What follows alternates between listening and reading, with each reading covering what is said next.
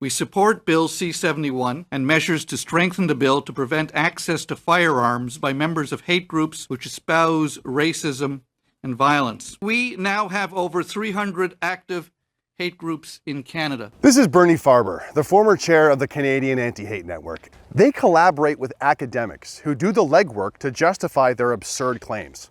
For example, one academic claimed there are over 300 far-right extremist groups in Canada, then refused to provide the list or even the methodology of how they came up with this list. Am I on the list? Is a Facebook group that I'm a part of the list? We don't know.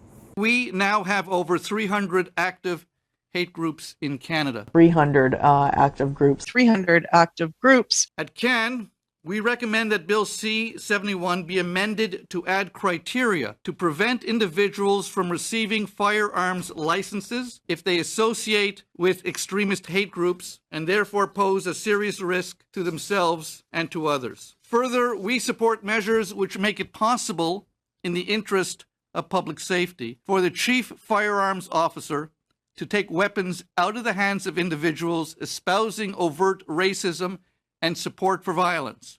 Anti-Semitism, conspiracy, and Holocaust minimization and distortion, Holocaust denial, go hand in hand with far-right conspiracy and mass murder. COVID conspiracy theories, the Great Replacement conspiracy theories, they kill.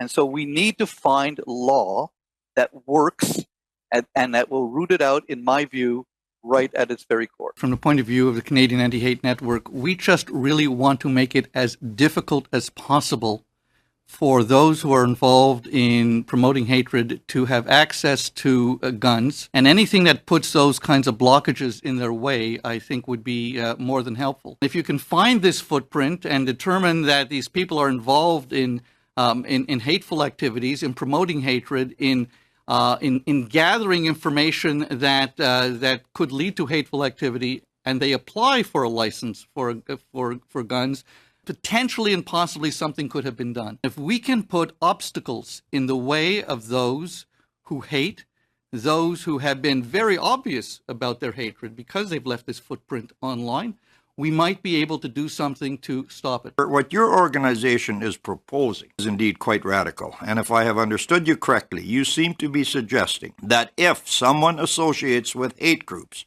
or espouses hate, that they should be subject to legal sanctions before they are even found guilty in a court of law. Let's sanction them right now because we think you are a hateful person. You have the wrong haircut, and that looks to us like you're a violent person. Am I understanding that correctly? Have you considered the constitutional impact on the Charter of Rights and Freedoms?